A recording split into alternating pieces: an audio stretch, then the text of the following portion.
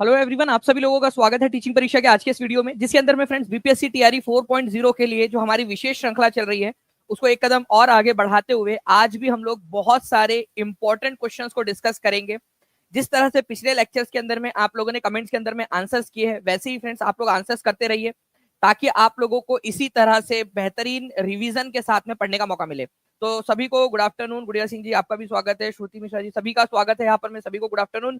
चलिए, तो हम लोग फ्रेंड्स ज्यादा समय ना लेते हुए जल्दी से स्टार्ट करते हैं पहले क्वेश्चन की तरफ में। पहला क्वेश्चन आप लोगों के सामने मैं लेकर आऊँ उससे पहले मैं आप सभी लोगों का शुक्रिया करना चाहूंगा जिन्होंने भी सेशन को लाइक कर दिया है। बहुत बहुत शुक्रिया। ये सेशन पूरा का पूरा उन सभी लोगों को समर्पित जिन्होंने फ्रेंड्स इस सेशन को लाइक कर दिया। बहुत बहुत शुक्रिया आप सभी लोगों का। चलिए फ्रेंड्स, हम लोग पहला क्वेश्चन देखते हैं। और यहाँ पर मैं आप लोगों के लिए मैं अगर पहला क्वेश्चन ही दिखा दूं तो आप लोग यहाँ पर मैं देख सकते हो कि भाई ये क्वेश्चन 67वीं बीपीएससी में, 53 से 55वीं बीपीएससी के अंदर में और 44वीं बीपीएससी के प्रीलिम्स के अंदर में पूछा जा चुका है। ठीक है, तो मतलब बीपीएससी के हिट लिस्ट के अंदर में क्वेश्चन गांधी इरविन समझौता। गांधी जी को तो आप पहचानते ही हो। इरविन कौन है? तो ये जो लॉर्ड इरविन है एक समय भारत का वायसराय था। ठीक है, तो भारत का वायसराय हुआ है ये एक। ठीक है, तो लॉर्ड इरविन। तो प्रसिद्ध गांधी इरविन समझौता किस वर्ष हुआ था? तो गांधी जी जो है अपनी मांग पर अड़े हुए थे और लॉर्ड इरविन जो है ये तो जन्मजात जो है जिद्दी था, अंग्रेज था ना ये। ठीक है, तो गांधी जी और इरविन के बीच में एक समझौता हुआ। कब हुआ था ये समझौता? गांधी जी ने दांडी मार्च निकाला था। गांधी जी ने जो है पहले गोलमेज सम्मेलन में जाने से मना कर दिया। कांग्रेस पहले गोलमेज सम्मेलन में 1930 में जो पहला गोलमेज सम्मेलन हुआ था, राउंड टेबल कॉन्फ्रेंस, उसमें गई नहीं। ठीक है, कांग्रेस। उसके बाद में गांधी जी और इरविन के बीच में 1931 में, ठीक है, टू बी प्रिसाइज 5 मार्च को, 5 मार्च, ठीक है, 1931 के अंदर में आप लोगों का इनका बीच में समझौता होता है गांधी जी और इरविन के बीच में। ठीक है, गांधी जी जो है वो लॉर्ड इरविन के निवास स्थान पर जाते हैं।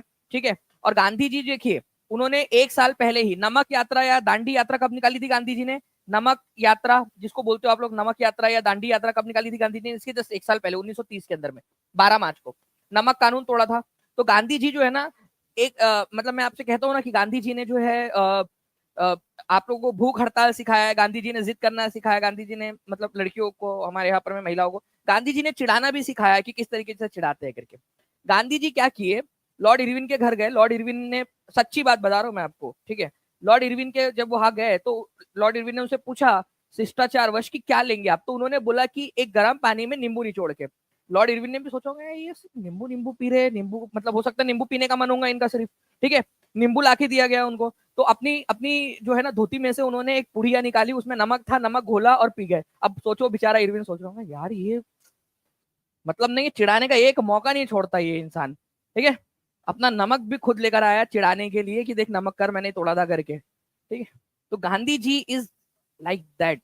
ठीक है, ओके। तो 1931 के अंदर में ये याद रखना है आप लोगों ने फ्रेंड्स, इंपॉर्टेंट है, एग्जाम के अंदर में आप लोगों से ये पूछा जा सकता है। 5 मार्च 1931 को एग्जाम का क्वेश्चन है, एग्जाम का क्वेश्चन है, वापस से कभी भी पूछा जा सकता है आप सभी लोगों से। ठीक है, चलिए नेक्स्ट क्वेश्चन की तरफ में हम लोग आगे बढ़ते हैं फ्रेंड्स। यहाँ पर में ये क्वेश्चन आप लोगों को समझ में आ गया। ठीक है, गांधी इरविन समझौता 1931 के अंदर में हुआ था। पहली बात तो ये आप लोगों के लिए एक इंपॉर्टेंट पॉइंट बन जाता है। अब एक चीज आप लोगों ने अगर इसमें नोटिस की होगी तो नेक्स्ट क्वेश्चन के अंदर में आप लोगों को बेहतर तरीके से समझ में आ जाएगा। देखिए, निम्नलिखित में से किस भारतीय नेता ने लंदन में प्रथम गोलमेज सम्मेलन में भाग नहीं लिया था? देखिए, पहला गोलमेज सम्मेलन, point to be noted my Lord.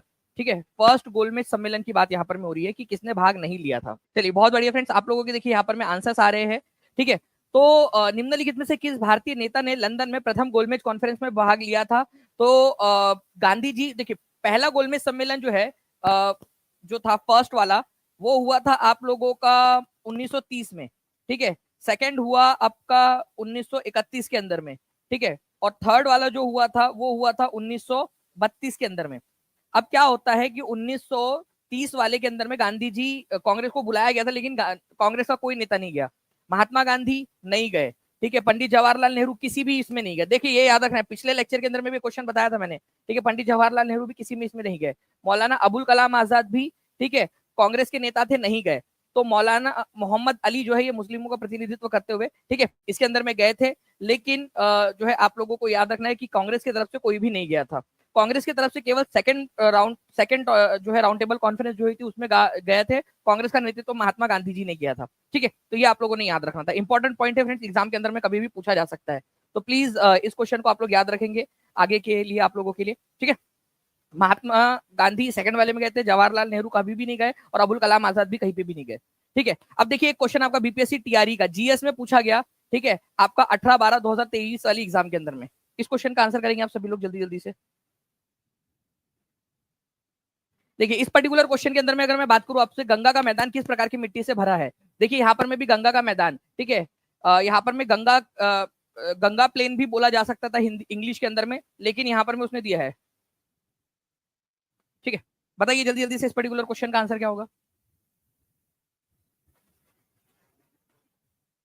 चलिए, बहुत सारे बच्चे जो है फ्रेंड्स कंटिन्यूअसली आंसर्स कर रहे हैं। यहाँ पर में गंगा का मैदान किस प्रकार की मिट्टी से भरा है, तो आप लोग देखिए फ्रेंड्स, अगर मैं बात करूं एक रफ डायग्राम के रूप में भी आपकी, ठीक है, तो यहाँ पर में गंगा का मैदानी इलाका, ये यहाँ पर में है गंगा का मैदानी इलाका। ठीक है, इधर साइड के अंदर में गंगा का मैदानी इलाका, यहाँ पर में क्या होता है कि गंगा नदी और उसकी सहायक नदियां बह रही है, अपने साथ में वो जो भी चीजें लेकर आती है उखाड़ के, ठीक है, उसको बाढ़ के माध्यम से, जब भी बाढ़ आती है उसमें यहाँ पर में वो फैला देती है। तो नदी के अंदर में बाढ़ आने की वजह से जो मिट्टी बनती है, उस प्रकार की मिट्टी को आप एलुवियल सॉइल या जलोढ़ मिट्टी कहते हैं। क्या कहते हो आप लोग इसको? जलोढ़ मिट्टी कहते हैं। तो गंगा के मैदानी इलाके के अंदर में जलोढ़ मिट्टी पाई जाती है, ये याद रखना है आप सभी लोगों ने। ठीक है, गंगा का मैदानी इलाका, ठीक है, अगर थोड़ा सा उधर साइड में स्ट्रेच करेंगे पाकिस्तान वाली साइड के अंदर में, तो वहां पर में सिंधु का मैदानी इलाका, और इधर में आसाम वाले साइड के अंदर में स्ट्रेच करोगे तो उधर में ब्रह्मपुत्र का मैदानी इलाका। तो सिंधु, गंगा, ब्रह्मपुत्र, ऐसा पूरा का पूरा ये स्ट्रेच बनता है। ठीक है, अगर मैं आपको मैप के थ्रू भी दिखाना चाहूँ तो यहाँ पर मैं आप लोग देख सकते हो, इस प्रकार से ये पूरा बनता है यहाँ पर में।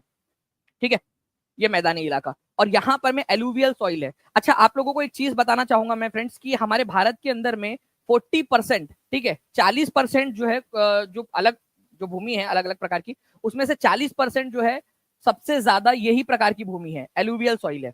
ठीक है, तो हमारे भारत का सबसे बड़ा जो मिट्टी का प्रकार जो मौजूद है वो 40%, और एज पर एनसीईआरटी बता रहा हूं मैं आप लोगों को, एनसीईआरटी के अंदर में दिया हुआ है आपका। ठीक है, तो 40% मिट्टी जलोढ़ मिट्टी ही है आप लोगों की, एलुवियल सॉइल, जलोढ़ मिट्टी। अच्छा, जलोढ़ मिट्टी के बारे में एक और क्वेश्चन आया था, मैं टीम से रिक्वेस्ट करूंगा कि अगर पॉसिबल हो तो प्लीज लगा दीजिए उस क्वेश्चन को भी। पहले मैं आपको समझा देता हूँ, तब तक टीम लगा देंगी क्वेश्चन उसमें आप लोगों के लिए, कि आप लोगों का जलोढ़ मिट्टी के दो प्रकार होते हैं। ठीक है, वो दोनों ही मैं समझा देता हूँ आप लोगों को। ठीक है, जलोढ़ मिट्टी जो है, एलुवियल मिट्टी जो है आप लोगों की, ठीक है, जो जलोढ़ मिट्टी है, जलोढ़ सॉइल, उसके दो प्रकार होते हैं। एक होता है आप लोगों का, ठीक है, बांगर, ठीक है, बांगर, ठीक है, बांगर, और एक होता है खादर। खादर, अगर मिट्टी पुरानी हो चुकी है, ओल्ड हो चुकी है, ठीक है, बहुत ज्यादा पुरानी हो चुकी है, ओल्ड वाली, उसको कहा जाता है आपका बांगर सॉइल, बांगर। इसके अंदर में कंकड़ पत्थर भी होते हैं, कंकड़, ठीक है, कंकड़ इसके अंदर में पाए जाते हैं, क्योंकि मिट्टी पुरानी हो चुकी है, अब इसके अंदर में छोटे छोटे से कंकड़ वगैरह बन चुके हैं। जो न्यू वाली मिट्टी होती है आप लोगों की, एलुवियल की, नई वाली जलोढ़ मिट्टी, नया वाला एलुवियल सॉइल, एलुवियल सॉइल जो होती है आप लोगों की नई वाली, उसको बोला जाता है खादर। ये अभी अभी कुछ समय पहले बनी है, कुछ 1000 साल पहले, इस तरीके से मान सकते हो। और ये नई वाली मिट्टी और लगातार बन रही है, जब जब नई बाढ़ आएंगी तब तब ये खादर मिट्टी बनेगी आपकी, खादर जलोढ़ मिट्टी। ठीक है, तो भांगार कैसे याद रखना है? भंगार मतलब पुरानी वाली, खादर मतलब न्यू वाली, ऐसे याद रख लोगे आप लोग तो आप लोगों को याद हो जाएगा। एक क्वेश्चन इसके ऊपर में आया हुआ है, वो क्वेश्चन भी अभी मैं आप लोगों को दिखा दूंगा। तो जलोढ़ मिट्टी के कौन से दो प्रकार है, जल्दी से लिख दीजिए आप लोग कमेंट में, भांगर और खादर, ये दो प्रकार है, ये याद रखना है आप सभी लोगों ने। ठीक है, इंपॉर्टेंट पॉइंट है, एग्जाम के अंदर में आप लोगों से पूछा जा सकता है, तो please be ready for this question as well. Okay, चलिए नाउ फ्रेंड, नेक्स्ट हमारे क्वेश्चन की तरफ में हम लोग आगे बढ़ते हैं। और ये चीज का जो आंसर है आपका, गंगा का मैदानी इलाका किस चीज से बना है? एलुवियल मिट्टी, जलोढ़ मिट्टी। अच्छा, ये मिट्टी जो है ना, ये बहुत ज्यादा उपजाऊ है, ये भी याद रखेंगे आप सभी के सभी लोग। ठीक है, ठीक है, तो ये जलोढ़ मिट्टी बहुत ज्यादा उपजाऊ होती है, उसमें भी खादर मिट्टी जो है आपकी नई वाली है, ये बहुत ज्यादा उपजाऊ होती है, ये याद रखेंगे आप सभी के सभी लोग। ओके, नाउ अब इस क्वेश्चन का आंसर देखिए, कितनी फास्ट हमारी टीम, ठीक है, फास्ट, भाई यार एक लाइक तो आप लोगों का टीम के लिए भी बनता है, इतना स्पीड के अंदर में आप लोगों के लिए क्वेश्चन लगा दिया गया है। ठीक है, रोहित जी बिल्कुल आपके लिए काम में आएगा वहां पर में भी, और आप बता दीजिए कौन कौन से टॉपिक्स आपको आरओ या आरओ के लिए करना है, वो भी करवा देंगे। Don't worry. ये क्वेश्चन देखिए आप लोग, किस प्रकार की मिट्टी में कंकड़ पिंडों का संकेंद्रण अधिक होता है? Which type of soil has higher concentration of kankar nodules? आप लोग बताएंगे और एकदम स्पीड में आंसर करिए आप सभी के सभी लोग, ठीक है। तो इस तरह से फ्रेंड्स एक कड़ी से कड़ी जोड़कर, लिंक जोड़कर जब आप पढ़ते हो ना, तो आप लोगों को चीजें ज्यादा अच्छे से याद रहती है। तो यहाँ आंसर आप लोगों का क्या हो जाएगा, ठीक है। दो प्रकार की एलुवियल सॉइल होती है आप लोगों की, इनमें से न्यू वाली कौन सी है और ओल्ड वाली कौन सी है, ये आप लोग जल्दी से लिखेंगे। मेरे बताने के पहले आप लोगों का आंसर आ जाना चाहिए कमेंट के अंदर में, ठीक है, मेरे बताने के पहले। तो खादर मिट्टी जो है फ्रेंड्स आप लोगों की न्यू है, ओके, और बांगर जो है ये ओल्ड है। तो जो ये ओल्ड वाली मिट्टी है आप लोगों की, उसके अंदर में आप लोगों को कंकड़ पाए जाते हैं, ये याद रखेंगे आप सब लोग, कंकड़ इसमें पाए जाते हैं, ओके। अब फ्रेंड्स आप लोगों को आगे बढ़े हम लोग, उससे पहले मैं आप लोगों के लिए एक बहुत ही इंपॉर्टेंट वाली अनाउंसमेंट कर रहा हूँ, प्लीज इसको भी आप लोग देख लीजिए। आप लोगों को पता है फ्रेंड्स कि आप लोगों की संकल्प टेस्ट हुई थी। संकल्प टेस्ट कितने लोगों ने दी थी? संकल्प टेस्ट, संकल्प संकल्प टेस्ट जो है वो कितने लोगों ने दी थी?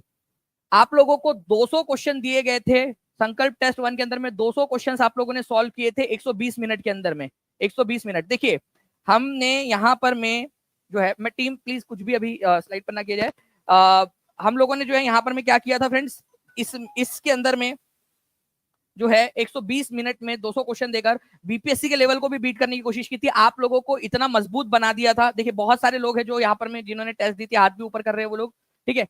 तो अलग अलग लोग बता भी रहे हैं, ठीक है। और भाई 100 जो है ना 80 प्लस लोगों ने स्कोर किया है। अब आप लोगों के लिए गुड न्यूज ये है फ्रेंड्स, ठीक है, गुड न्यूज ये है कि संकल्प, ठीक है, संकल्प, ठीक है, 2.0 आप लोगों की टेस्ट आ रही है, ठीक है। इसके अंदर में अब इसका भी एडवांस रूप रहेगा। मैंने हमेशा कहा है आपके से कि टीचिंग परीक्षा आपको एक कदम आगे रखेगा हमेशा, क्योंकि अब टारगेट आपके सिलेक्शन के साथ आपके रैंक का भी है, ठीक है। टीचिंग परीक्षा का जो टारगेट है इसमें हम 250 क्वेश्चंस रखेंगे आप लोगों के लिए, ठीक है, 250 क्वेश्चंस रखेंगे आपको। मतलब बीपीएससी को बोलो कि कितना टफ कर सकता है पेपर, कर ले। टीचिंग परीक्षा इतना आप लोगों को मजबूत बना देगा कि आपकी रैंकिंग लाने के लिए आप लोग हो जाएंगे। और यहाँ पर में जो है फ्रेंड्स आप लोगों का जब 50 क्वेश्चन बढ़ाए जाएंगे ना आप लोगों के, तो यहाँ पर में केवल और केवल जो है वो 20 मिनट और बढ़ाए जाएंगे आपके, ठीक है, केवल 20 मिनट। और आपको 140 मिनट में 250 क्वेश्चन सॉल्व करने होंगे अब। और ये लड़ाई जो है फ्रेंड्स आप लोगों की सिलेक्शन के साथ अब रैंक की भी है, ठीक है। और ये टेस्ट आपकी कब होने वाली है पता है आप लोगों को? ये टेस्ट होने वाली है आप लोगों की 25, ठीक है, 25, ठीक है, आप लोगों का जो है नवंबर को, 25 नवंबर को ये टेस्ट होने वाली है। तो जितने भी बच्चे हैं, जो लोग, ठीक है, जो बच्चे संकल्प टेस्ट, संकल्प 2.0 देना चाहते हैं, वो लोग अपने आप को प्रिपेयर करना स्टार्ट कर दीजिए। इसमें भी आपको इनाम रहेगा। पहले वाले में भी भाई कई सारे बच्चे जिन्होंने प्राइजेस जीते थे, ठीक है, रैंकिंग भी पता होंगी उन लोगों को। टॉप 500 बच्चों को हम लोगों ने टेस्ट सीरीज जो है वो फ्री गिफ्ट की थी, जिसमें 2.5 लाख क्वेश्चन है, ओके। तो इस बार भी हम लोग जो है फ्रेंड्स उससे और बेहतर इनाम रखेंगे। मैं आपको बता दूं संकल्प टेस्ट 2.0 के अंदर में जितने भी पेड स्टूडेंट्स हैं उन लोगों के लिए फ्री है। जितने बाकी स्टूडेंट्स हैं, ठीक है, वो फ्रेंड्स इसको आप लोग, ठीक है, 99 रुपीज के अंदर में आप लोग इसको अवेल कर सकते हो, ओके, 99 रुपीज के अंदर में। और अभी जो स्टार्टिंग के जो पहले 1000 बच्चे रहेंगे, ठीक है, उन लोगों के लिए 49 रुपीज के अंदर में ये टेस्ट आपको मिल जाएंगी, ठीक है, 49 रुपीज के, ओके। तो आई होप फ्रेंड्स अब आप लोगों को यहाँ पर में प्रॉपर आ रही होंगी स्ट्रीमिंग। तो मैं आप लोगों से बता रहा था कि जितने भी बच्चे पेड वाले, जितने भी बच्चे रहेंगे, ठीक है, जो लोग ज्वाइन हो चुके होंगे उन लोगों के लिए फ्री है। बाकी बच्चे जो है जिन लोग इसको अटेम्प्ट करना चाहते हो 49 रुपीज के अंदर में इसको दे सकते हैं। चलिए नाउ फ्रेंड्स अब हम लोग यहाँ पर में आगे बढ़ते हैं। अब इस क्वेश्चन का आंसर बता दीजिए आप लोग सभी, ठीक है। लिंक से लिंक जो है वो आपका सॉल्यूशन ऑलरेडी प्रोवाइड हो चुका है, राखी जी, पिछले वाले का हो चुका है। और बताइए, जलोढ़ मिट्टी को उसकी आयु के आधार पर वर्गीकृत किया जाता है। नई जलोढ़ मिट्टी को क्या नाम दिया गया है? बीपीएससी का क्वेश्चन है, ओरिजिनल क्वेश्चन आप लोगों का एग्जाम में पूछा गया। जल्दी से आंसर करेंगे इस पर्टिकुलर क्वेश्चन का आप सभी लोग। तो देखिए नई जलोढ़ मिट्टी को क्या नाम दिया गया है? नई जलोढ़ मिट्टी को, ठीक है, खादर नाम दिया गया है। और ओल्ड वाली, इनमें से जो है एक ओल्ड वाली मिट्टी भी है, वो भी नाम आप लोग आंसर कर देंगे। ओल्ड और न्यू ऐसे लिखो, ठीक है, ओल्ड और न्यू। ओल्ड कौन सी है, न्यू कौन सी है? एनसीईआरटी का क्वेश्चन है। और कितना परसेंट जलोढ़ मिट्टी भारत की कितना परसेंट, एनसीईआरटी में जो दिया है उसके अनुसार आपको आंसर करना है। अभी थोड़ी देर पहले मैंने बताया था, जो बच्चा पूरा लेक्चर देखेगा वो आंसर कर पाएगा, ठीक है। कितना परसेंट भारत की, कितना परसेंट जो है वो मिट्टी कवर करती है एज पर एनसीईआरटी, ये आंसर करेंगे आप लोग, ठीक है। तो 40% जो है फ्रेंड्स मिट्टी कवर करती है, ये याद रखना था आप लोगों ने, ठीक है। चलिए नाउ फ्रेंड्स अब देखिए यहाँ पर मैं एक और क्वेश्चन आप लोगों का टीआरई 2.0 का क्वेश्चन है। ये 11th-12th के जीएस में पूछा गया। पीआरटी 6 to 8, 9, 10, 11, 12 कहीं पे भी अब ये क्वेश्चन पूछा जा सकता है। फलों एवं सब्जियों की खेती क्या कहलाती है? Cultivation of fruits and vegetable is called, floriculture, agriculture, horticulture, more than one of the above, none of the above. क्या कहा जाता है? ठीक है, आपके फलों और सब्जियों की खेती को। फूलों की खेती फ्लोरिकल्चर बोलते हैं, फलों और सब्जी। देखो यहाँ पर में केवल फल होता तो अलग बात होती, लेकिन यहाँ फलों और सब्जियों की खेती एक साथ बोला गया है। तो जितने भी बच्चे ए आंसर लगा रहे हैं उन सब लोगों का गलत है। ठीक है, वो ट्रिक में फंस गए एग्जामिनर के। ठीक है, फूलों और सब्जियों की बोला है उसने। ठीक है, तो जब फूलों और सब्जियों की एक साथ बोला गया है तो उस पूरी टर्म को हॉर्टिकल्चर बोला जाता है। हॉर्टिकल्चर का ही एक पार्ट है ये फ्लोरिकल्चर। बाकी हॉर्टिकल्चर बोलते हैं फूलों और सब्जियों की खेती को। ठीक है, और ये आपको पढ़ाया हुआ है, ऐसा भी नहीं कि ये नहीं पढ़ाया आपका। ठीक है, देखिए हॉर्टिकल्चर आपको ये क्लास में पढ़ाया था। हॉर्टिकल्चर का मतलब होता है growing vegetables, flowers and fruits for commercial use. ठीक है, व्यवसायिक उपयोग के लिए सब्जी, फूल और फल का उगाना हॉर्टिकल्चर, उद्यान कृषि कहलाता है आप लोगों का। ठीक है, अच्छा चलिए और दो तीन चीजें और है इसके अंदर में, वो देख लेते हैं हम लोग। सेरीकल्चर। ठीक है, सेरीकल्चर का मतलब क्या होता है? आप लोग जल्दी से बताइए। देखो आप लोग जब लोग आंसर करोगे ना तो आपको ज्यादा बेहतर तरीके से याद रहेगा। सेरीकल्चर का मतलब क्या होता है? ठीक है, सेरीकल्चर का मतलब होता है रियरिंग ऑफ सिल्क वॉर्म, रेशम के कीड़ों का पालन करना। रेशम के कीड़े क्यों पाले जाते हैं? रेशम बनाने के लिए। ठीक है, तो रेशम के कीड़ों का पालन करना ताकि रेशम के धागे बनाए जा सके। पीसी कल्चर, वेरी इंपॉर्टेंट, ये क्वेश्चन आने की संभावना है पीसी कल्चर वाला। सभी लोग लिखेंगे पीसी कल्चर। देखिए, आर्टिफिशियल तरीके से पॉन्ड में मछलियों को पालना ताकि मछलियों को जो है मछलियों की पैदावार बढ़ाकर मछलियों को बेचा जा सके। तो पिसी कल्चर आर्टिफिशियल तरीके से, कृत्रिम तरीके से जो है वो मछलियों का पालन करना टैंक के अंदर में, इसको पिसी कल्चर कहता है। ठीक है, कहा जाता है। तो नेक्स्ट है आपका विटीकल्चर। विटीकल्चर का मतलब होता है अंगूर की खेती, विटीकल्चर।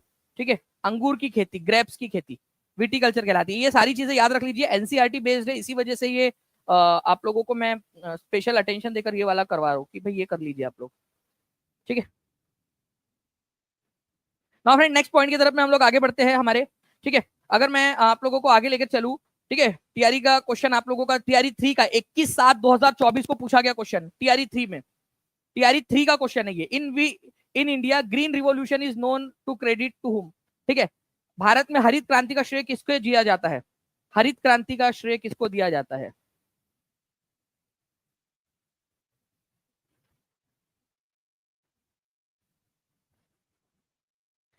फ्रेंड्स, ये क्वेश्चन जो है वो इस वजह से भी आया था आप लोगों का क्योंकि उनको हाल ही में जो है वो भारत रत्न से भी सम्मानित करने की घोषणा की गई है। ठीक है, मिस्टर स्वामीनाथन। ठीक है, एग्रीकल्चर साइंटिस्ट थे और भारत के अंदर में हरित क्रांति के जनक माने जाते हैं। ठीक है, MS स्वामीनाथन, ये याद रखना है आप लोगों ने, बहुत ही इंपॉर्टेंट वाला क्वेश्चन है। और हाल ही में इनको भारत रत्न से भी सम्मानित करने की घोषणा की गई, जब 5 लोगों को एक साथ घोषणा की गई थी, उसके अंदर में इनका भी नाम था, MS स्वामीनाथन जी का। ठीक है, तो आंसर इसका ऑप्शन नंबर बी हो जाएगा। तो प्लीज इस पर्टिकुलर पॉइंट को याद रखिएगा, इंपॉर्टेंट है, एग्जाम के अंदर में पूछा जा सकता है आप लोगों से। ठीक है, नाउ फ्रेंड्स, अगर मैं आप लोगों से एक क्वेश्चन पूछूं, ठीक है, पूरे पूरे वैश्विक स्तर पर हरित क्रांति का जनक किसको माना जाता है? बताएंगे आप सभी लोग? वैश्विक स्तर पर हरित क्रांति का जनक किसको माना जाता है? जल्दी जल्दी से आंसर करते रहना है आप लोगों ने। ठीक है, क्योंकि ये क्वेश्चन जो है ये हो गया आप लोगों का भारत के अंदर में। ठीक है, नॉर्मन बोरलॉग किसी ने लिखा है यहाँ पर में, आई थिंक अंजलि ने लिखा है। ठीक है, अर्नव ने भी लिख दिया है, बहुत सारे लोग लिख रहे हैं यहाँ पर में। ठीक है, नॉर्मन बोरलॉग, बहुत बढ़िया लिखते जा रहे लोग, बहुत अच्छी बात है, गुड। ठीक है, नॉर्मन बोरलॉग, गुड, बहुत बढ़िया। ठीक है, और भारत के अंदर में MS स्वामीनाथन को। नाउ फ्रेंड नेक्स्ट क्वेश्चन है आप लोगों का। देखिए, बीपीएससी टीआरई 2023 मेल शिफ्ट के अंदर में, जब वो पहला हुआ था ना टीआरई 1, उसके अंदर में मेल शिफ्ट में आया था ये। Which of the following is grown during the Zaid season? ठीक है, निम्नलिखित में से किसकी खेती जायद के मौसम में की जाती है? अब ये जायद का सीजन कौन सा होता है? देखिए, एक तो होता है आपका खरीफ का मौसम, खरीफ का। ठीक है, खरीफ खरीफ का मौसम, एक होता है रबी का मौसम। देखिए, खरीफ का मौसम होता है जब बारिश होती है। ठीक है, जो बारिश वाला मौसम है आपका, वर्षा ऋतु। ठीक है, वर्षा ऋतु के अंदर में। और रबी का मौसम होता है ठंड के अंदर में। ओके, लेकिन जब गर्मी का मौसम हो रहा होता है आप लोगों का, गर्मी के मौसम में, तो गर्मी के मौसम में जो फसल उगाई जाती है उसको जैद की फसल बोलते हैं। ठीक है, समर सीजन के अंदर में। तो खरबूजा, खीरा, तरबूज, उपयुक्त में से एक से अधिक, उपयुक्त में से कोई नहीं। क्या होगा इसका आंसर? सेशन को लाइक एंड शेयर भी करते रहेंगे फ्रेंड्स। ऐसा कोई है जिन्होंने अब तक चैनल को सब्सक्राइब नहीं किया है? चैनल को सब्सक्राइब भी कर लीजिए आप लोग। ठीक है, तो खरबूजा, खीरा, तरबूज, ये सब क्या है आप लोगों के ये जैद की फसल है फ्रेंड्स, ठीक है, ये याद रखना है आप लोगों ने। और ये आप देख सकते हो कंटेम्प्रेरी इंडिया नाम की जो एनसीईआरटी की पुस्तक है आपकी 10वीं क्लास की, उसके अंदर में एग्रीकल्चर में दिया हुआ है, ठीक है। और जैद की फसल जब पढ़ाया गया था आपको, उसमें भी बताया गया था, ठीक है। क्रॉप्स कौन सी है जैद की फसल के अंदर में वाटरमेलन आ जाता है आप लोगों का, ठीक है, वाटरमेलन। ओके, उसके बाद में मस्क मिलन आप लोगों का आ गया, कुकुम्बर आ गया, खीरा वगैरह सब कुछ इसके अंदर में आप लोगों का आ गया आप लोगों का, ठीक है। कुकुम्बर आ गया, मस्क मिलन आप लोगों का आ गया, खरबूजा जिसको बोलते हो आप लोग, तो तरबूज, खरबूज, ठीक है, खीरा, ये सारे के सारे आप लोगों के किसके एग्जांपल है? जैद की फसल के एग्जांपल है। जैद की फसल कौन से समय में होती है? समर में, गर्मी के मौसम में होती है, ये याद रखना है आप लोगों ने, ठीक है। अच्छा चलिए, एक मेरे को ना ऊपर में एक चीज दिख रही है बस, मतलब इसके एक्सप्लेनेशन में दिख रहा है, तो मैं आपको करवा देता हूँ। करवा देना चाहिए कि नहीं करवा देना चाहिए? अगर जहां जहां मौका मिल रहा है वहां वहां आपको पढ़ा देना चाहिए। चलो, अब मुझे आप एक बात बताओ, बस दिख गया तो बता देते भाई, ठीक है। औस, ठीक है, अमान, बोरो, ये किसके किसके एग्जाम्पल है? प्लीज टीम से मेरा रिक्वेस्ट है कि इस पर भी क्वेश्चन आया हुआ है तो करवा दिया जाए, दिखा दिया जाए बच्चों को, मेरे प्यारे प्यारे बच्चों को, ठीक है। टीचिंग परीक्षा इसी चीज के लिए फेमस है कि आप लोगों के लिए जितना एफर्ट हो सके, जितनी सारी चीजें हो सके, उनको पढ़ा दिया जाए आपको, ठीक है। 800 के करीब लाइक्स हो चुके हैं, जल्दी जल्दी से सेशन को लाइक जरूर करते रहेंगे फ्रेंड्स, अगर आप चाहते हो कि इसी तरीके से आपको पढ़ा दो, ठीक है। देखिए, औस, अमान और बोरो, ये किसके फसल है? आपके राइस के, राइस जिसको पैडी भी बोला जाता है, राइस को ही पैडी भी बोलते हैं, ठीक है। इसको चावल, ठीक है, चावल या धान भी बोला जाता है, ये याद रखना है आप लोगों ने, चावल या धान भी बोला जाता है। अच्छा, आप चावल की बात निकली तो मुझे एक बात बताओ कि चावल जो है बिहार के कौन सा राज्य है जहां पर में सबसे ज्यादा चावल उगाया जाता है? चलिए ये भी बता दीजिए आप सभी लोग, ठीक है। चावल सबसे ज्यादा कहां पर में उगाया जाता है, ठीक है। चलिए, तो औस, अमान और बोरो, ये आप लोगों के चावल के प्रकार है, ये याद रखना है आप लोगों ने, ठीक है। चलिए, अच्छा एक और क्वेश्चन बीपीएससी टीआरई 2 में भी पूछा गया, निम्नलिखित में से कौन सी जायद की फसल है? बीपीएससी टीआरई 2.0 का। और मैं आपको बता दूं फ्रेंड्स कि आप लोगों के लिए, ठीक है, रैंक बूस्टर सीरीज जो है वो फिर से एक बार आपकी स्टार्ट होने वाली है, ठीक है। पेड क्लास के जितने भी बच्चे उन सभी के लिए, तो आप सभी लोग उसके अंदर में भी तैयार रहिएगा, क्योंकि हर एक क्वेश्चन पूरा का पूरा बन चुका है आप लोगों का, ठीक है। सारे टीआरई 1, 2, 3 जीएस के क्वेश्चन, सब्जेक्ट स्पेसिफिक क्वेश्चन सारा बन चुका है आपका, ठीक है। और बस आप लोगों के लिए इंतजार है, ठीक है, आप लोग आए और पढ़े उसके अंदर में जी। रोहतास जो है वो सबसे ज्यादा चावल उगाने वाला, ठीक है, लिख रहे हैं बच्चे, बहुत बढ़िया। देखिए, अगर मैं बात करूं यहाँ पर मैं इस पर्टिकुलर क्वेश्चन की, तो वाटरमेलन जो है फ्रेंड्स इसमें से आपका आंसर हो जाएगा, जो जैद की फसल है, अभी हम लोगों ने देखा था, ठीक है। बाकी जो है ये आपका मूंग और उड़द, उड़द किसकी फसल है?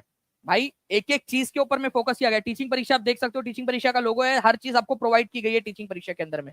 तो खरीफ की फसल जो है आप लोगों का मानसून मतलब वर्षा ऋतु के अंदर में आप लोगों के लिए होती है ये, ठीक है, खरीफ की फसल, ठीक है। सितंबर से अक्टूबर के बीच में जो है ये फ्रेंड्स आप लोगों की हार्वेस्ट की जाती है, ये याद रखना है आप लोगों ने। सितंबर अक्टूबर के अंदर में हार्वेस्ट की जाती है, मतलब काटी जाती है फसल। इसके अंदर में आप लोगों का पैडी मतलब चावल खरीफ की फसल है, मेज, जवार, बाजरा, तूर जिसको अरहर भी बोलते हो आप लोग, मूंग, उड़द, कॉटन, जूट, ये सब आप लोगों के क्या है? ये खरीफ की फसल के अंदर में आते हैं, खरीफ की फसल की कैटेगरी के अंदर में आएंगे। ओके, तो मूंग और उड़द जो है ये खरीफ की फसल है, ठीक है। ये आप लोगों के खरीफ की फसल है, खरीफ। और ये आप लोगों का जायद की फसल है, वाटरमेलन। सिंपल। तो इस तरीके से आप लोगों को जो है फ्रेंड्स सारी चीजें पढ़नी है, एक एक करके। अब अगले बार हो सकता है आप लोगों को मूंग कौन सी फसल है ये बोल दिया जाए, या उड़द कौन सी फसल है ये बोल दिया जाए, ठीक है, अरहर कौन सी फसल है ये बोल दिया जाए, तो खरीफ की फसल है ये याद रखना है आप लोगों ने।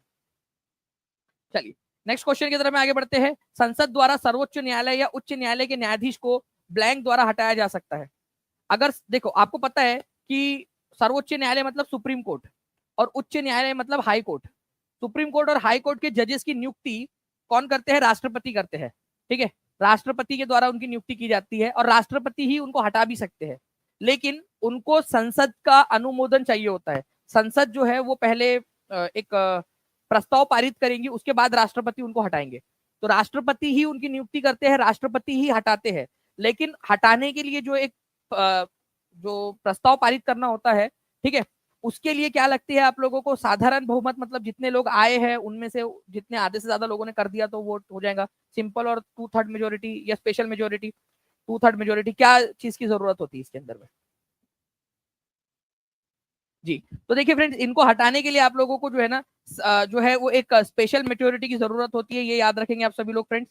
Okay, special majority, special majority का मतलब आप लोगों का यहाँ पर में ये हो जाएगा कि भाई जितने भी उसकी टोटल संख्या है, ठीक है, टोटल संख्या उसका 2/3 होना चाहिए, ठीक है। मतलब लोकसभा का भी जितने लोग उसके अंदर में टोटल उसकी संख्या होती है, ऐसा नहीं कि कितने लोग प्रेजेंट है, ठीक है, जितनी टोटल स्ट्रेंथ है उसकी कुल सदस्यता जो होती है, ठीक है, उस सदन की, ठीक है, उसका 2/3 चाहिए हो आप लोगों को, 2/3 बहुमत, ठीक है।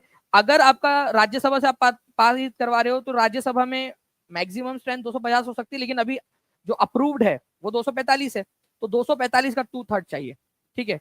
अभी लोकसभा के अंदर में जो है आपको पता है फ्रेंड्स की 543 है, तो 543 का 2/3, 2/3 बहुमत चाहिए होता अगर इनको हटाना है तो। कुल सदस्य संख्या का 2/3 बहुमत, उसको स्पेशल मेजोरिटी, उस वाली स्पेशल मेजोरिटी से इसको पास करना होता है, ठीक है। तो स्पेशल मेजोरिटी आज तक क्या किसी भी, ठीक है, thank you very much शहजाब शहजमीन Khatoon ji, best content teaching परीक्षा, थैंक यू वेरी मच। और मैं इस बात को जो है फ्रेंड्स हम्बली एक्सेप्ट भी करता हूँ, पूरी मेहनत से पूरी ईमानदारी से आप लोगों को पढ़ा रहे। नाउ फ्रेंड्स आप लोग देखिए यहाँ पर में, क्या आज तक किसी भी जज को हटाया गया है इस तरीके से, बताइए जल्दी से। नहीं, आज तक किसी भी जज को जो है फ्रेंड नहीं हटाया गया है, ठीक है। आप लोगों को याद रखना है कि जो अभी अभी जो रिटायर हुए हैं DY चंद्रचूड़ साहब, वो 55वें मुख्य न्यायाधीश थे। अब जो नए मुख्य न्यायाधीश बने हैं, ये याद रखना है आप सभी लोगों ने फ्रेंड्स, ठीक है, वो है 51st नंबर के। कौन है वो बने, आप बता दीजिए। 51वें नंबर के, 51st नंबर के बने हैं, उनका नाम आप लोग बता देंगे मुझे जल्दी से। ओके, कितनेवें नंबर के बने हैं ये भी क्वेश्चन इंपॉर्टेंट है, उनका नाम भी इंपॉर्टेंट है, ठीक है। जस्टिस संजीव खन्ना, बहुत बढ़िया, आप लोग आंसर कर रहे हो, जस्टिस संजीव, ठीक है, संजीव खन्ना, ठीक है, ये याद रखेंगे आप सभी लोग। ओके, नाउ फ्रेंड निम्नलिखित में से कौन भारत के संविधान के संरक्षण के कार्य के रूप संरक्षण के रूप में कार्य करता है, संरक्षक के रूप में? संविधान का गार्जियन कौन है, संविधान को बचाने का काम किसका है? वैसे तो हम सबका है, लेकिन फिर भी यहां पर में बताइए जल्दी से। किशोर न्याय बोर्ड, जिला न्यायालय, सुप्रीम कोर्ट, उच्च न्यायालय, उपरोक्त में से एक से अधिक, किसका है फ्रेंड्स? ठीक है, तो सुप्रीम कोर्ट का, ये याद रखना है आप लोगों ने, सुप्रीम कोर्ट जो है वो गार्जियन है। एज पर आर्टिकल नंबर 32, अगर मान लीजिए कि आपके कोई भी फंडामेंटल राइट का हनन होता है तो आप सुप्रीम कोर्ट जा सकते हो डायरेक्टली। तो आपके फंडामेंटल राइट का गार्जियन भी है सुप्रीम कोर्ट, और पूरे के पूरे संविधान का गार्जियन भी सुप्रीम कोर्ट है। न्यायालय को फाइनल इंटरप्रिटर माना जाता है, ठीक है, मतलब संविधान में क्या लिखा है उसका क्या मतलब निकाला जाए, क्योंकि एक कोई चीज लिखी हुई उसका अलग अलग मतलब निकाल सकते हैं। मान लीजिए कि आपने जो है अपनी मैडम को, ठीक है, अच्छे से मैसेज किया, ठीक है, कि खाना खा लिया गया, तो वो बोलेंगी कि वो आपने हो सकता है प्यार से पूछा उससे कि खाना खा लिया गया, तो वो बोलेंगी, ये ले सकती है, अरे वाह मेरे कितनी केयर कर रहे हैं। और दूसरा ये निकाल सकती है, अच्छा मतलब अब तुमको मेरे खाना खाने से भी प्रॉब्लम है कि मैं खाना भी ना खाऊं, अभी तुम बार बार पूछोगे मेरे से, अभी तुम मेरे से ये पूछने लगोगे कि खाना खाया कि नहीं खाया, तुमसे पूछ के खाना खाऊं मैं, मतलब कुछ भी मतलब निकाला जा सकता है भाई एक चीज का, ठीक है। तो क्या मतलब उसका निकलेगा, सब जो संविधान में लिखा हुआ है उसका फाइनल इंटरप्रिटेशन, ठीक है, व्याख्या जिसको बोलते हैं आप लोग, व्याख्या, ये भी क्वेश्चन पूछा जाता है। व्याख्या जो है वो कौन करेगा, तो व्याख्या जो है फ्रेंड्स आप लोगों की, ये भी याद रखना है, सुप्रीम कोर्ट करता है, ठीक है, फाइनल इंटरप्रिटर भी सुप्रीम कोर्ट है, ठीक है। नाउ नाउ फ्रेंड देखिए यहाँ पर मैं with reference to EV Ramaswamy Naicker, जिनको पेरियार भी कहा जाता है, ठीक है, इनको पेरियार के नाम से भी जानते हैं, तो पेरियार के नाम से किसको जाना जाता है, ये क्वेश्चन भी पूछा जा सकता है, इंपॉर्टेंट है। पेरियार, ईवी रामास्वामी नाइकर जो है इनको पेरियार बोलते थे प्यार से, ठीक है, सम्मानजनक रूप से, ठीक है। हर तरफ है किसका चर्चा, टीचिंग परीक्षा, टीचिंग परीक्षा, क्या बात है, रफीक चौधरी जी ने भी एक वो बना दिया है एक, ठीक है, बताइए जल्दी जल्दी से। पानी हो उच्च शिक्षा तो पढ़ो टीचिंग परीक्षा, इनसेन अभी ने भी बना दिया है, क्या बात है, आप लोग तो बिल्कुल एकदम गर्दा उड़ा दे रहे हो आप लोग। चलिए देखिए फ्रेंड्स यहाँ पर मैं E V Ramaswamy, he participated in non cooperation movement, he left the Congress in 1925। अब देखिए ईवी रामास्वामी नाइकर जो है फ्रेंड्स, इनके बारे में जानना बहुत ही इंपॉर्टेंट है, इंटरेस्टिंग है। और इसके बाद में अब आप लोगों के लिए एक इंपॉर्टेंट वाला टॉपिक मैं करवाने वाला हूँ, पूरा का पूरा टॉपिक आपको कराऊंगा अभी के अभी, पूरा आप लोगों को अच्छे से देखना है। देखिए ईवी रामास्वामी नाइकर के बारे में आप लोगों से बात करूं तो ये जो है फ्रेंड दक्षिण भारत के एक बहुत ही इंपॉर्टेंट नेता थे, दक्षिण भारत के। उन्होंने नॉन गांधी जी का जो नॉन कॉपरेशन मूवमेंट था उसमें पार्टिसिपेट किया था, असहयोग आंदोलन में। लेकिन जब दक्षिण भारत के मुद्दों की बात आई और कांग्रेस ने उनका समर्थन नहीं किया तो उन्होंने कांग्रेस छोड़ दी थी 1925 के अंदर में, कांग्रेस उन्होंने छोड़ दी, तो दोनों के दोनों सही है। ईवी रामास्वामी नाइकर ने एक आंदोलन शुरू किया था, उस आंदोलन का नाम बहुत इंपॉर्टेंट है, प्लीज याद रखिएगा आप लोग, self respect movement, self respect, self respect movement, self respect movement, ठीक है। स्वाभिमान आंदोलन जिसको आप लोग कहते हो ना, सेल्फ रिस्पेक्ट मूवमेंट या सेल्फ रिस्पेक्ट आंदोलन किसने स्टार्ट किया था? रामास्वामी नाइकर ने या पेरियार जी ने स्टार्ट किया था। इन्होंने एक बुक भी लिखी है, सच्ची रामायण करके एक बुक लिखी है, रामायण का एक अलग वर्जन अपने हिसाब से उन्होंने लिखा है, सच्ची रामायण नाम से, ठीक है। ईवी रामास्वामी नाइकर, ठीक है, ईवी रामास्वामी नाइकर, जिनको पेरियार के नाम से जानते हैं, सेल्फ रिस्पेक्ट मूवमेंट उन्होंने चलाया था, ठीक है। दक्षिण भारत के नेता थे, 1925 में उन्होंने कांग्रेस छोड़ दी थी। चलिए, देनी हो परीक्षा तो देखो टीचिंग परीक्षा, गुड। चलिए अब फ्रेंड्स, अब आप लोगों का मैं चाहूंगा कि हर एक बच्चा किसको अपना पेपर क्लियर करना है, जिसको अपने अपने जो है लेवल को एक लेवल ऊपर उठाना है, एक ऐसा टॉपिक जिसमें से क्वेश्चन पूछने की बहुत अधिक संभावना है। इवन आपके 70वीं बीपीएससी के अंदर में आप लोगों के जो है टीआरई के अंदर में, केवीएस में, डी ट्रिपल एसबी में, सुपर टेट के अंदर में, अलग अलग एग्जाम्स के अंदर में ये टॉपिक बहुत इंपॉर्टेंट है, ध्यान से समझिए आप सभी लोग, ठीक है। नाउ फ्रेंड्स, अगर मैं आप लोगों से बात करूं, ये पूरा का पूरा देखिए एक प्रीमियम कंटेंट आप लोगों को दे रहा हूं मैं, प्रीमियम लेवल का कंटेंट है, ठीक है। देखिए 1935 के अधिनियम के तहत भारत में जो चुनाव हुए थे वो हुए थे 1937 में। भारत सरकार अधिनियम, ठीक है, गवर्नमेंट ऑफ इंडिया एक्ट 1935 में बोला गया था कि चुनाव करवाए जाएंगे। ये चुनाव कब करवाए गए थे? 1937 में, 1937 के अंदर में, ठीक है। ये आप लोग याद रखोगे। नाउ फ्रेंड्स, अब एक एक करके मैं आप लोगों को जो है सारी बातें बताता हूँ, ठीक है। देखिए हुआ क्या था कि यहां पर में अगर आप लोग देखोगे तो बिहार और उड़ीसा को इस मैप में एक दिखाया गया, लेकिन बाद में 1936 के अंदर में ये अलग हो गए थे, तो बिहार और उड़ीसा ये दो अलग अलग मानना है आप लोगों ने अभी इसके अंदर में। उसके बाद में, ठीक है, जो लोग थे, कितने परसेंट लोगों ने जो है वो वोट किया था इसमें 1937 के इलेक्शन के अंदर में, ठीक है।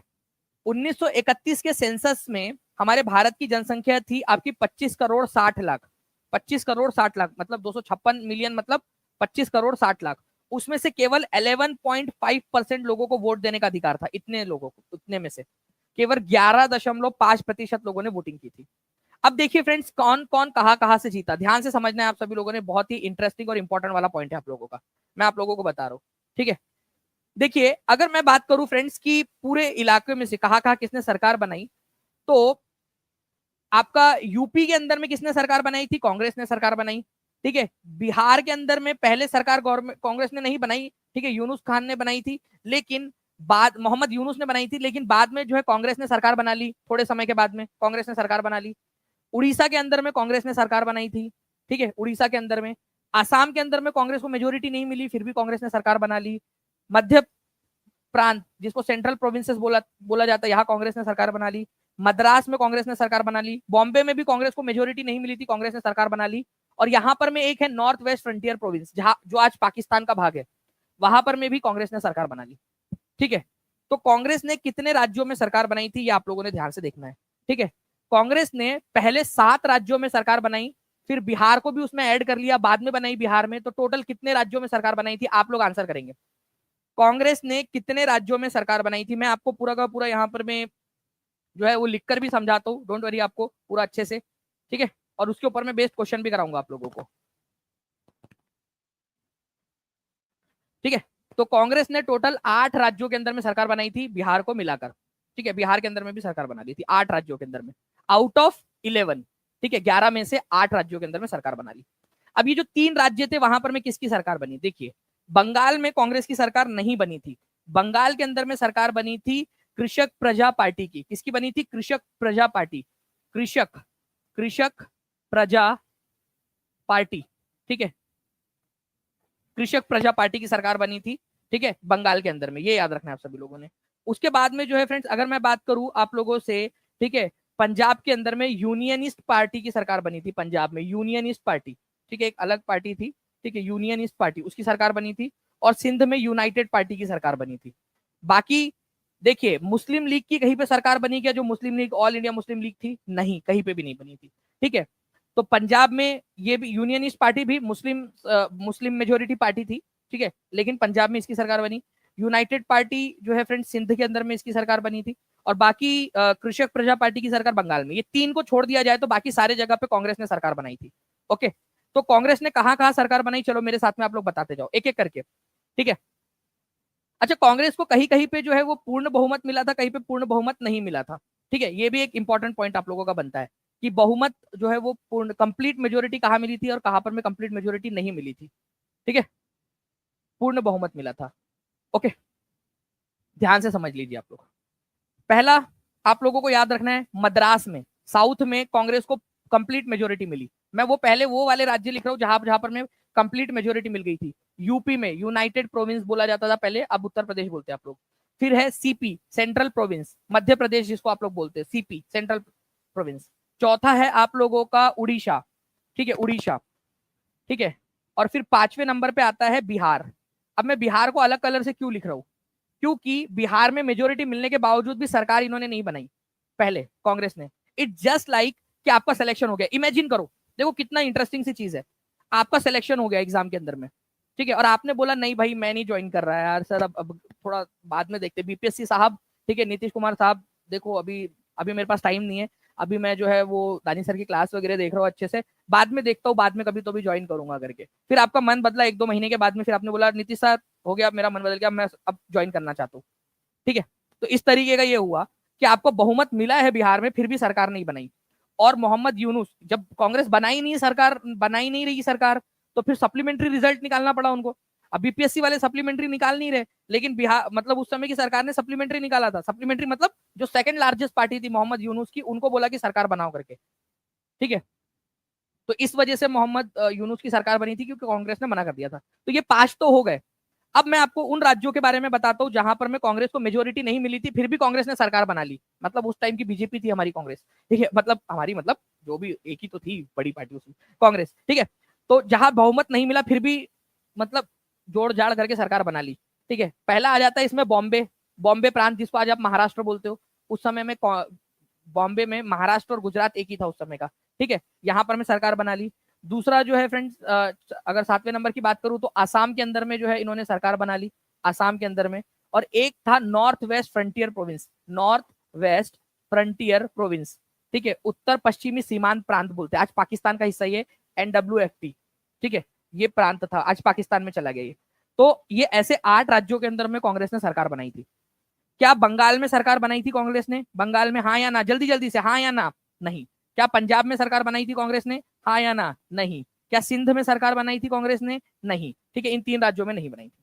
बस सिंपल इतनी सी तो बात है, ठीक है, आप लोगों को जो याद रखनी थी, ओके। अब मैं एक एक करके आप लोगों को क्वेश्चंस की तरफ में लेकर चलता हूँ, ठीक है, और इन क्वेश्चंस के आप लोग आंसर्स करते जाओगे फट फट फट फट, ठीक है। इतने इंटेलिजेंट बच्चे हैं मेरे। अच्छा, एक चीज और बताना चाहूंगा मैं आप लोगों को उससे पहले, ठीक है, जस्ट अ सेकेंड। देखिए, कांग्रेस की जो सरकारें थी ये बनी आप लोगों की 1937 के अंदर में, लेकिन इन्होंने क्या किया, इन्होंने इस्तीफा दे दिया 1939 के अंदर में, नवंबर 1939 के अंदर में इस्तीफा दे दिया। क्यों इस्तीफा दे दिया भाई, 28 महीने बाद उन्होंने इस्तीफा दे दिया। क्यों, क्योंकि उस समय के जो वायसराय थे लॉर्ड लिनलिथगो, उन्होंने हमसे बिना पूछे घोषणा कर दी कि भारत वर्ल्ड वॉर 2 में भाग लेगा। बेगानी शादी में अब्दुल्ला दीवाना बना दिया था हम लोगों को, बोले कि भारत भी वर्ल्ड वॉर 2 लड़ेगा। अरे भाई क्यों लड़ेगा, हिटलर ने हमारा कुछ बिगाड़ा नहीं, रशिया ने हमारा कुछ अच्छा किया नहीं, ठीक है, इधर में कुछ है नहीं, जबरदस्ती हमको लड़ाई में झोंक दिया उसने कि भारत भी लड़ाई लड़ेगा करके, वर्ल्ड वॉर 2 लड़ेगा। तो गुस्से में आकर हमारी जो कांग्रेस की जो सरकारें थी 8 उस समय की, उन्होंने इस्तीफा दे दिया, ये याद रखना है आप लोगों ने, ओके। तो सेकेंड वर्ल्ड वॉर में बिना पूछे हमसे जो घोषणा कर दी थी, ठीक है, लॉर्ड लिनलिथगो ने, उस समय के वायसराय ने, इसी वजह से 28 महीने शासन करने के बाद में कांग्रेस की मिनिस्ट्रीज ने इस्तीफा दे दिया, ओके। चलिए, एक क्वेश्चन आपका, अब एकदम फास्ट आंसर करेंगे आप लोग। 1937 के चुनाव में कितने प्रांतों में पूर्ण बहुमत प्राप्त किया था, कितने प्रांत थे जिसमें पूर्ण बहुमत मिला था, जल्दी जल्दी से। अभी आपको बताया मैंने कि 5 प्रांत ऐसे थे जहां पर में पूर्ण बहुमत मिला था। वो 5 प्रांतों के नाम भी मैंने आपको बताया, जो बच्चा पूरा देख रहा है लेक्चर उसको याद हो गया होगा, 5 प्रांतों में, ठीक है। चलिए, उसके बाद में और कौन कौन से पॉइंट्स है जो आप लोगों को यहाँ पर में समझ में आते जा रहे हैं, ठीक है। ये देख सकते हो आप लोग फ्रेंड्स, ठीक है, 5 प्रांत कौन से थे, मद्रास, यूपी, सीपी मतलब सेंट्रल प्रोविंस जिसको आज आप मध्य प्रदेश बोलते हो, उड़ीसा और बिहार। यहाँ पर में पूर्ण बहुमत मिला था, और यहाँ पर में गठजोड़ की सरकार, तो टोटल 8 राज्यों में जो है सरकार बनाई थी कांग्रेस ने, ओके। चलिए, इस क्वेश्चन का आंसर आप लोगों ने कर दिया फ्रेंड्स। 5 राज्यों में पूर्ण बहुमत मिला था और 3 में गठजोड़ की सरकार। अब देखिए ये क्वेश्चन आप लोगों का, 1937 में प्रांतों में मंत्रिमंडल के निर्माण के उपरांत कांग्रेस का शासन कितने महीने तक चला था? कितने महीने तक चला था? 1100 बच्चों ने सेशन को लाइक कर दिया फ्रेंड। जल्दी जल्दी से सेशन को लाइक भी करते रहेंगे जितने भी बच्चे यहाँ पर मैं देख रहे हैं, ताकि इसी तरीके से और भी आप लोगों को पॉइंट्स मैं करवाता रहूं, ठीक है, हर रोज। और जितने भी बच्चे टीचिंग परीक्षा के साथ में जुड़ना चाहते हैं, नीचे में आप लोगों का नंबर चल रहा है फ्रेंड्स, उस पर कॉल या व्हाट्सएप कर दोगे आप लोग, ठीक है, और आप जुड़ सकते हो। जितना जल्दी जुड़ोगे उतना लंबा समय मिलेगा पढ़ाई करने के लिए आप लोगों को, और उतना ज्यादा आपके सिलेक्शन के और आपके रैंक लाने के चांसेस बढ़ जाएंगे। मैं बता दूं अभी भी कि 25 नवंबर को जो आपकी आप लोगों की जो संकल्प टेस्ट 2 होंगी, वो पेड जितने भी बच्चे रहेंगे उस दिन तक उन सबके लिए फ्री रहेंगी। तो आप सभी लोग जुड़कर अपनी पढ़ाई स्टार्ट कर सकते हो। ऐसा मानिए कि 25 नवंबर को ही आपका बीपीएससी का पेपर है, इस तरीके से पढ़ाई करिए, ठीक है। 28 महीने जो है फ्रेंड्स ये सरकारें चली थी, ये याद रखना है। वह प्रांत जहां पर में 1937 के आम चुनाव के बाद भारतीय राष्ट्रीय कांग्रेस ने अपनी सरकार नहीं बनाई थी, ठीक है, कहां पर में सरकार नहीं बनाई थी? सरकार बनाया ही नहीं, बताइए।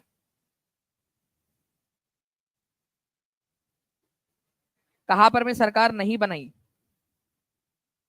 कांग्रेस ने 8 राज्यों में बनाई थी, लेकिन बंगाल के अंदर में उसने सरकार नहीं बनाई। बंगाल में किसकी सरकार बनी थी? कृषक प्रजा पार्टी की, कृषक, ठीक है, कृषक प्रजा पार्टी की सरकार बनी थी, ये याद रखना आप लोगों ने, ठीक है, कृषक प्रजा पार्टी की सरकार बनी थी वहां पर में। बाकी मद्रास में, उड़ीसा में, ठीक है, बना लिया था। बिहार में थोड़ा बाद में बनाया, लेकिन बना लिया था बाद में जाकर, ठीक है। नाउ फ्रेंड्स, अब एक और क्वेश्चन इसके अंदर में, यूपीपीसीएस का क्वेश्चन 1992 का। 1937 में संपन्न विधानसभा चुनाव में इंडियन नेशनल कांग्रेस, भारतीय राष्ट्रीय कांग्रेस को निम्न में से किस प्रांत में पूर्ण बहुमत नहीं मिला था? देखो मैंने आपको बताया 5 राज्यों में मिला था इसको पूर्ण बहुमत।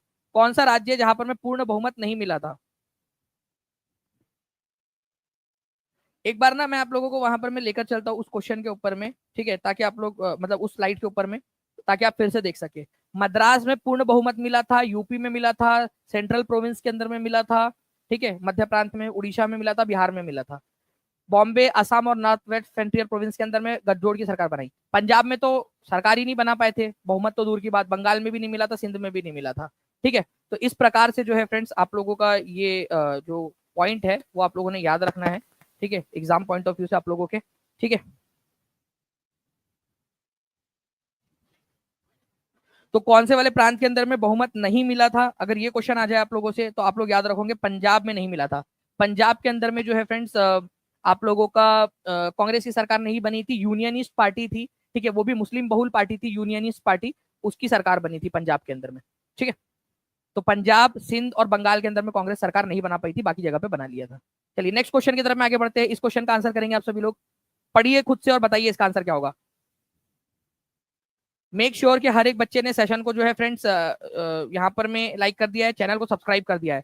मैं आपको बता दूं कि न्यू एनसीईआरटी बेस्ड जो लेक्चर में ले रहा हूँ, कितने लोग उसको देख रहे हैं, क्योंकि यही चीज आपको आगे बढ़ाने वाली है। कितने लोग हैं जो देख रहे हैं उसको? मैंने 2 लेक्चर ले चुके हैं, 3 लेक्चर जो है बेसिकली उसके ले चुके हैं, ठीक है आपके। और आज जो है फ्रेंड्स उसका आप लोगों का आई थिंक आज शायद उसका तीसरा लेक्चर है, ठीक है, और कल चौथा लेक्चर है। कल जो है उसकी टेस्ट होने वाली है, आपकी 2 लेक्चर हो चुके हैं, तीसरा आज है, कल चौथा है, और कल उसकी मेगा टेस्ट है। जो बच्चा वो पूरा सेशन, चारों सेशन अच्छे से देखेगा, मतलब पहले 3 सेशन में से 50% क्वेश्चन आएंगे और 50% क्वेश्चन कल के सेशन में से आएंगे। तो आप लोगों में आपने क्या करना है, वो चारों सेशन अच्छे से देखने, मतलब तीनों सेशन को रिवाइज करो और चौथा सेशन अच्छे से देखो, ठीक है। उसको चौथे सेशन के तुरंत बाद जो है आपकी टेस्ट होने वाली है, और जो बच्चा उस टेस्ट के अंदर में सबसे बेस्ट रैंक लेकर आएगा, ठीक है, उन लोगों के लिए एक्साइटिंग प्राइस भी है। तो आप लोगों को मोटिवेट किया जा रहा है कि आप लोग अच्छे से पढ़े। तो जो बच्चा कर लेगा इस मौके का फायदा उठा के, वो आगे बढ़ जाएगा। तो देखिए मध्य प्रांत के अंदर में कांग्रेस की सरकार बनी थी, ठीक है, कहा नहीं बनी थी ये पूछा है, तो बंगाल में नहीं बनी थी, ठीक है, और पंजाब में नहीं बनी थी। तो 3 और 4 आंसर होगा आपका, क्योंकि सेंट्रल प्रोविंस और उड़ीसा में तो बन गई थी। 3 और 4, 3 और 4 जो है आप लोगों का दिया गया, आप लोगों को ऑप्शन नंबर बी के अंदर में, ठीक है, ऑप्शन नंबर बी के अंदर में। चलिए ओके, तो ये एक इंपॉर्टेंट पॉइंट था आप लोगों का जो आप लोगों ने यहाँ पर में कर लिया है। अच्छा, बिहार के अंदर में जो है फ्रेंड्स आप लोगों को बता दूं कि पहले सरकार नहीं बनाई थी। पहले सरकार किसके अंदर में बनी थी? ठीक है, मोहम्मद यूनुस जो थे उनके नेतृत्व में सरकार बनी थी, और बाद में फिर जो है फ्रेंड्स सरकार बनाई गई आप लोगों की इसके बाद में, ठीक है, कांग्रेस ने। ठीक है, 2 महीने के बाद में। नो, नेक्स्ट क्वेश्चन जो है आप लोगों का, इसके तरफ में चलते हैं। निम्नलिखित में से किस प्रांत में 1935 के अधिनियम के तहत कांग्रेस मंत्रिमंडल का गठन नहीं किया गया था? आप लोग आंसर कर देंगे। कांग्रेस ने उसमें मंत्रिमंडल बनाया ही नहीं, उसमें कभी सरकार ही नहीं बनाई उसने। चलिए, बहुत बढ़िया फ्रेंड्स, इसका आंसर आप लोग जो है कमेंट के अंदर में करोगे जल्दी जल्दी से। ठीक है, मैं आप लोगों को फिर से एक बार बता दूं कि संकल्प टेस्ट जो है आप लोगों की फ्रेंड्स 1 हुई थी। ठीक है, जिसमें 200 क्वेश्चन 120 मिनट दिए गए थे आपको, हाई लेवल प्रैक्टिस आपकी करवाई गई थी। ठीक है, अब संकल्प टेस्ट 2.0, ठीक है, संकल्प टेस्ट, और ये आप लोगों का एक और लेवल आगे रहेगा। 250 क्वेश्चन इसके अंदर में रहेंगे, 20 मिनट एक्स्ट्रा, मतलब कि 140 मिनट आप लोगों को मिलेंगे, और ये आपको करना है। ठीक है, जितने भी बच्चे हैं, पूरा टीचिंग परीक्षा का जितना भी सिलेबस है वो उसका सिलेबस रहेगा जो आप लोगों को पढ़ाया जा चुका है। मैं एक चीज आप लोगों से कहना चाहूंगा, आप लोग ना इसको ऐसे मानिए कि आप लोगों की एक्चुअल एग्जाम है 25 नवंबर को, ऐसा मान के चलिए। ये आपको मैं एकदम एक बड़े भाई होने के नाते, एक बड़ा होने के नाते, अभिभावक होने के नाते आप लोगों को एक सलाह दे रहा हूँ। इससे आपका फायदा क्या होगा, आप सोचिए कि आप लोगों की प्रिपरेशन हो रखी होंगी। आप 25 नवंबर को आप जितने भी बच्चे कोर्स में हैं वो क्या करिए, पूरा का पूरा रिवीजन कर डालिए। वैसे भी आप लोगों को पूरा रिवीजन बार बार करवा दिया गया है, आपसे टेस्ट ले लेके एक बार और कर लो। ठीक है, अब अपने को ना टॉप 100 के जगह पे आप लोग जो है सोचिए टॉप 50 के अंदर में आना है, टॉप 100 के अंदर, टॉप 10 के अंदर में आना है, टॉप पर बनना है। इस तरीके से भी सोचिए, जो 2 महीने से पढ़ रहे बच्चे, और जो अभी भी सोच रहे कि सर पढ़ना स्टार्ट कर दे, अभी आप लोग कोर्स में ज्वाइन होकर 15 दिन बच्चे आपके पास में पूरा का पूरा पढ़ डालिए, दिन रात एक कर दीजिए। ऐसा समझिए कि 25 तारीख को आपकी एग्जाम है। आप देखना कि जब एक्चुअल एग्जाम होंगे आप कई ज्यादा आगे निकल चुके होंगे। ठीक है, ओके, वेरी गुड। सरकारी इच्छा टीचिंग परीक्षा, बहुत बढ़िया। ओके, हिंदी जो आप लोगों का जितना भी, जो भी आपका पूरा जीएस का जो होगा ना, वो उसके अंदर में होने वाला है आप लोगों का। और इस बार जो है हम लोग उसके अंदर में जो आपका जो टॉपिक्स है आप लोगों के, जैसे हिंदी इंग्लिश जो है ना, वो भी आप लोगों को देंगे क्वालिफाइंग वाले, कि आप क्वालिफाई कर रहे हो या नहीं। ठीक है, उसको देखने के लिए क्वालिफाइंग जैसे वो होता है ना, उसके अंदर में अलग से क्वालिफाइंग वाला एक अलग पेपर होगा, और ये अलग पेपर होगा। 2 पेपर होंगे आप लोगों के इस बार, क्वालिफाई वाला भी होगा, क्योंकि हम नहीं चाहते कि कोई भी बच्चा टॉप कर जाए उधर, उसका क्वालिफाई कर रह जाए, वो प्रैक्टिस ना करे। ठीक है, चलिए, तो ये चीज जो है फ्रेंड्स आप लोगों के लिए की जा रही है कंटिन्यूअसली। ओके, तो इसको ध्यान रखना है। शादाब आलम जी, थैंक यू वेरी मच प्यारे से कमेंट के लिए आपके। तो ये सारी चीजें, टीचिंग परीक्षा हमेशा आप लोगों की बेहतरी के लिए, कैसे आप लोगों को बेहतर बनाया जा सकता है, कैसे आप लोगों को जो है टॉप 100 में लाने का जो हमारा सपना है, और आपका जो ड्रीम है उसको पूरा किया जा सकता है, क्योंकि वो सिंक हो रहा है अपन लोगों का, एक साथ एक जैसा हो रहा है। तो आप सभी लोग जुड़ सकते हैं। मैं आपको बता दूं फिर से, बहुत ही आसान तरीका भी है जुड़ने का आप लोगों का टीचिंग परीक्षा के साथ में। ठीक है, जो आप लोगों का लेक्चर चल रहा है उसके नीचे में ही, ठीक है, आप लोग क्या करिए, ठीक है, जो भी लेक्चर आप लोग देख रहे हो उस लेक्चर के नीचे में आप लोग चले जाइए। ठीक है, आपको एक लिंक मिल जाएंगी। ओके, उस लिंक पर क्लिक कर दीजिए। जैसे आप लोग ये लेक्चर देख रहे हो मान लीजिए, ओके, ये लेक्चर आपका चल रहा है। ओके, इसके नीचे में ही आपको मिल जाएंगी एक लिंक। ठीक है, ये यहाँ पर मैं डिस्क्रिप्शन में, ओके, डिस्क्रिप्शन में लिंक मिल जाएंगी। यहाँ पर मैं to buy BPSC TRE 4.0 course, इस पर क्लिक करेंगे आप लोग, एक लिंक खुलेंगी। जो भी कोर्स आपने ज्वाइन होना है उसके अंदर में ज्वाइन हो जाइए और पढ़ना स्टार्ट कर दीजिए अपना। ठीक है, बहुत ही ईजी है। ठीक है, जनरल स्टडीज में होना है जनरल स्टडीज में हो सकते हो आप लोग, पीआरटी के अंदर में होना है पीआरटी के अंदर में हो सकते हो, जो भी आपको चाहिए। ठीक है, सिंपल है। एक फॉर्म आएगा, 4 चीजें उसके अंदर में भरनी है, पेमेंट करना है, ऐप के अंदर में आपका कोर्स ऐड, इतना आसान है। ओके, चलिए, तो ये जो है फ्रेंड्स आज का सेशन था। आप लोग जो है बताएंगे मुझे कि कैसा लगा आपको सेशन, और आगे में भी फ्रेंड्स इसी तरीके से हम लोग सारी चीजें करते रहेंगे। और 15 दिन का टारगेट युद्ध स्तर पे ले लीजिए। ठीक है, युद्ध स्तर के ऊपर में। ठीक है, thank you Aarti ji, thank you very much Shams ji, बहुत बहुत शुक्रिया आप लोगों के सभी के प्यारे प्यारे कमेंट के लिए फ्रेंड्स। ठीक है, ओके, तो एक ही जान एक ही उपाय, टीचिंग परीक्षा टीचिंग, क्या बात है Shiv Kumar, thank you very much. ठीक है, तो आप लोगों को संकल्प टेस्ट को अपने रियल एग्जाम की तरह लेना है और पढ़ाई शुरू कर दीजिए। ठीक है, मैं आपको चैलेंज कर रहा हूँ कि इसके अंदर में क्वालिफाई हो जाइए आप लोग, इसके अंदर में मेरिट बना लीजिए। ठीक है, आपका बीपीएससी आराम से क्लियर हो जाएगा। ओके, और इसका सिलेबस क्या रहेगा संकल्प 2.0 का, पूरा जितना भी टीचिंग परीक्षा का सिलेबस है, टीचिंग परीक्षा ने आपका 24 तारीख तक जितना भी पढ़ाया होगा टीचिंग परीक्षा ने, वो 25 तारीख को रहेगा। तो कोर्स में जितना भी आपका टीचिंग परीक्षा के पेड कोर्स में, वो पूरा सिलेबस आप लोगों का इसके अंदर में रहने वाला है। ठीक है, चलो, thank you very much friends, take care and bye. है 6 to 8 का भी कोर्स है आपका, 9-10 का भी कोर्स है, सारे के सारे कोर्सेज इसके अंदर में अवेलेबल है। ठीक है, आप यहाँ पर मैं देख सकते हो, लिंक पर क्लिक करोगे आप तो आपको मिल जाएगा। नीचे में देखिए पीआरटी है, जनरल स्टडीज है, ठीक है, 6 to 8 है। ठीक है, आप लोगों का 9-10 का भी कोर्स आपको मिल जाएगा, नीचे में जाओगे आप लोग तो सारे के सारे कोर्सेज इसके अंदर में अवेलेबल है। ठीक है, चलो, thank you friends, bye, God bless you, thank you.